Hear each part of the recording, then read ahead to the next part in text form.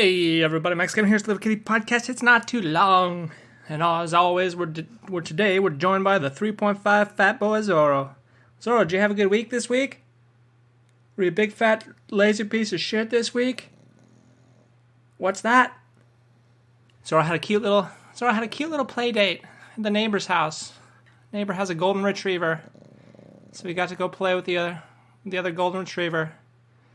While my lady friend got drunk, And, we had this, we bought this bone pack, little two bone set there. It's like a circular bone, one of those rawhide bones, but it's like kind of too big for Zoro, so he's had it for like 3 months. He's barely made a dent in it, We got 2 of these things. So my lady friend just gave the other one to the golden retriever. Sakura-chan is her name. And she sends me these videos of golden retrievers like eating the bone. And fat boy Zoro's just standing there watching. He's like, "What are you doing? That's my bone. You're eating my bone. That's my bone. Don't eat my bone. I'm a 3.5 fat boy." Anyway, I had a cute little interview yesterday for a full-time job. Yeah, I got 3 interviews for full-time jobs. And which was very surprising, because I mail out these applications every year, Every year I get rejected from everywhere. But this year I got 3 interviews for some reason. I don't know why. It's the same old me. What's funny is like a lot of part-time jobs are still rejecting me. It's like, what? Who is applying for these part-time jobs? I don't know, dude.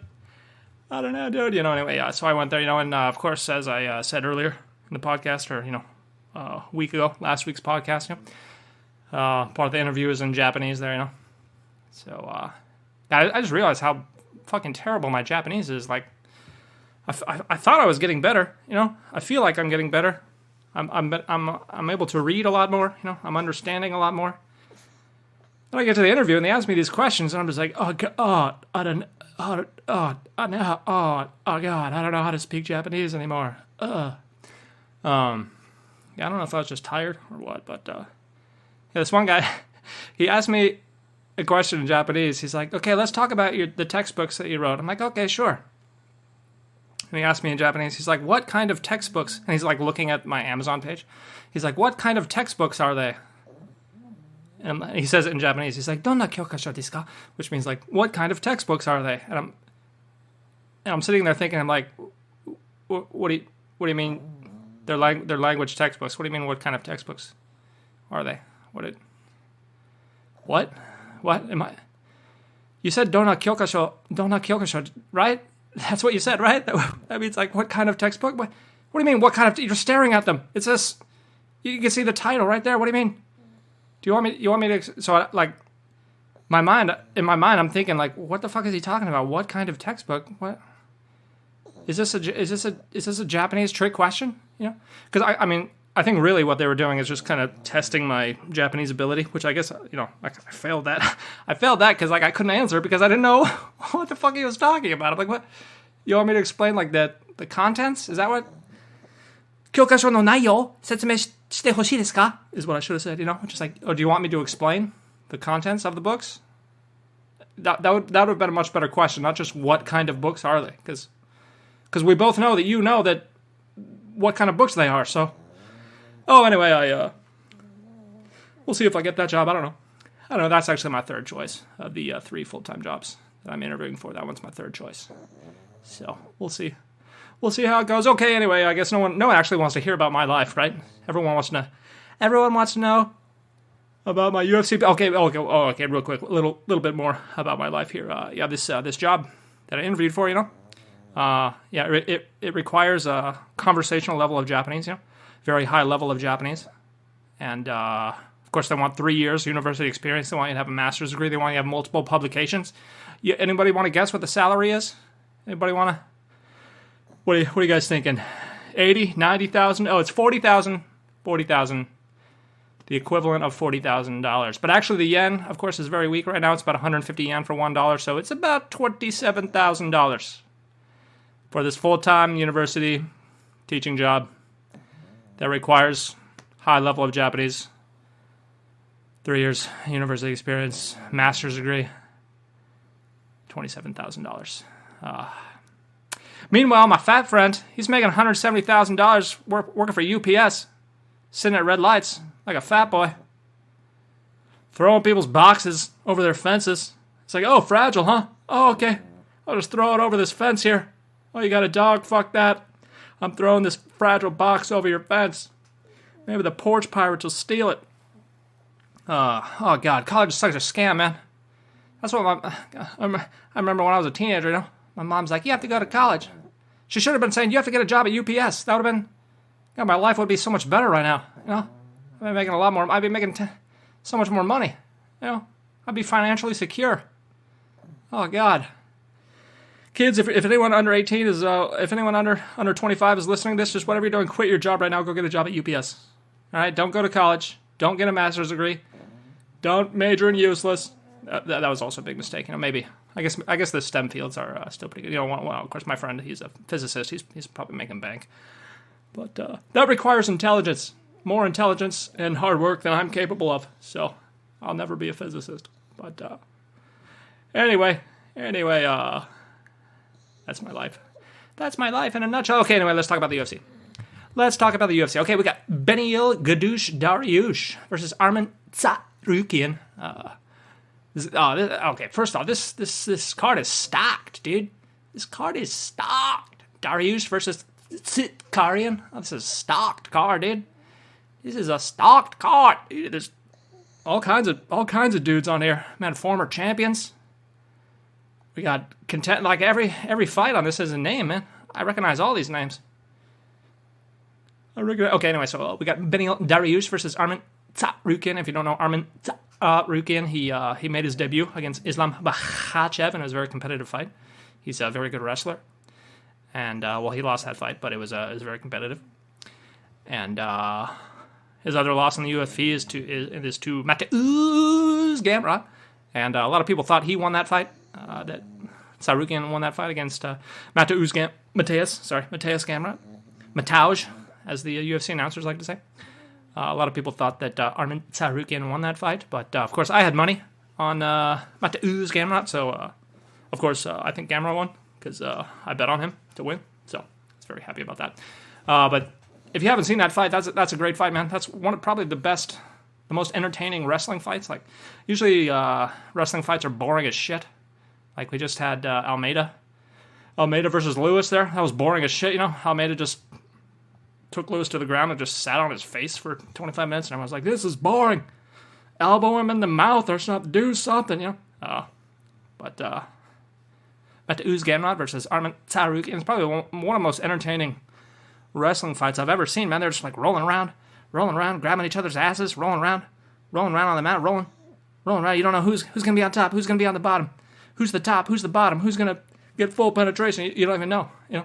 So that's a great fight. You got to watch that there. Then, of course, Beneil Dariush, you know, he fought Mateusz Gamrot, and he totally shut down Gamrot's wrestling there, you know? Like, that's Gamrot's bread and butter. There's the wrestling and cardio. That's kind of how he wins, you know? He just out-wrestles guys until they get too tired. Then he beats them, but he couldn't even... I think maybe he did take Dariush down once, but Dariush pretty much shut down his whole wrestling game. And Dariush really is, like, one of the best wrestlers. Lightweight is just full of wrestlers, man. We got Islam Makhachev, Tsarukyan, Gamrot, Dariush. These guys are all great wrestlers, and Dariush's wrestling is some of the best. You know, that's kind of why the fight with him and Islam Makhachev was everyone's looking forward to that. You know, because Dariush's wrestling is very good, but it fell through. You know, so it didn't happen. So I think Dariush is going to be able to shut down Tsarukyan's wrestling there. You know, so it's going to be it's all going to be on the striking. Who has the better striking? And Tsarukyan probably has the better striking there, you know. But Dariush, man, he's got some power. You know, he doesn't have. It's not too flashy. He has great kicks though. That's one thing. He has great body kicks. He's great at kicking, and the only reason he can kick is because he's such a good wrestler. So I thought this fight was going to be a toss up there, but Dariush was plus 250. So I put $10 on Beneil Dariush. Let's go. Let's do it. Do it for Jesus. Do it for Iranian Jesus. yeah, so we'll see there. You know, I think Dariush is going to be able to shut down the wrestling, but I am kind of worried about the striking because Dariush's striking is not very good. His boxing defense is not very good. And Armin Tsarukyan, he likes to come out there. He likes to come out there in the first round there and just put on the gas there. And I think Tsarukyan he can probably be champion there once Islam Makhachev retires there. I know he's a young boy. He's only 27 years old. I can see him eventually one day becoming champion after Islam Makhachev. Okay, then of course we got Jalen Turner versus Bobby Green. I didn't bet on this one. Bobby Green surprised everyone with that first round knockout of what's his face there. And Jalen Turner's taking this fight on a short-term notice there because Dan the prostitute hooker, I don't know, some injured himself or something. He had a tattoo accident or something. Dan Hooker used to have no tattoos, and now he's got like full body tattoos. It's like, hey dude, what are you doing? You're 33 years old. Why did you wait till you're past 30 to get your first tattoo? And why did you tattoo your entire body? You used to look much better with no tattoos, you know? Hey kids, if anyone under 25 is listening, and don't get tattoos. Okay, tattoos make people look dumb. There's no everyone looks better without tattoos. No one has ever seen a tattoo and thought, hey, oh yeah, that looks much better than nothing. Yeah, much better than no one, you know. Only drunk chicks. Maybe that's why people get them. Just like, dude, the fucking chicks at the bar, they're gonna see my tats. They're gonna know I'm fucking badass, because I got fucking sick-ass tats, dude. I got the monster logo on my back, dude. Monster energy, dude. That's how you know I'm a monster, bro. I fucking tatted that shit on my back, dude. And now all the chicks can see it at the bars, because I wear a tank top. So you can see my monster tattoo on my back. I'm fucking badass. You know, a buddy of mine, he works for Red Bull. He told me that Red Bull, that owner, is a pacifist. And that's why they don't sponsor UFC. And that's why Monster sponsors UFC. And because Red Bull doesn't even make a bid. You know, I was asking him about that. I was like, I feel like Red Bull could make a bid for that, right? And he's like, yeah, but the owner doesn't. He's a pacifist, so doesn't vote. What was it? What did he say? No fighting. No combat sports and no animal sports. No horse racing or anything like this. Because he loves animals. He loves animals. Of course, I didn't bet on Jalen Turner versus Bobby Green. Because Jalen Turner disappointed me in his last fight there. And he's coming on this one on short notice there. I mean, he definitely should win because Bobby Green's 37 years old. And probably on some super steroids recently. I don't know. But I feel like Jalen Turner should definitely win that. But who knows? Of course, then we got Rob Comics Hands Font versus Davison Figueiredo making his bantamweight debut. He's coming up to 135 from 125. He wants to be a fat boy. He wants to be a fat, short boy. He's 1.65 meters, which is quite short. I don't know what that is in inches. But he's a short little boy, and yeah, I don't know, man. I don't know, dude. I think Figueiredo's only advantage was that he was at 125, you know? He had the weight bully advantage. I don't think he's going to have that much advantage at 135. And of course, Rob Comics has fought there. He's got those long ass arms there. He's got huge. You know, he's got what is that? Almost 9 centimeter reach advantage. Rob Comics Hands fought. He's got those long arms, dude. So I don't know what. I don't know, dude. I think Rob Font's going to take that, man. I think he's probably bigger. You know, he's probably bigger than Figueiredo. He's got the reach advantage. Figueiredo's a good fighter. The wrestling there, see, I don't know.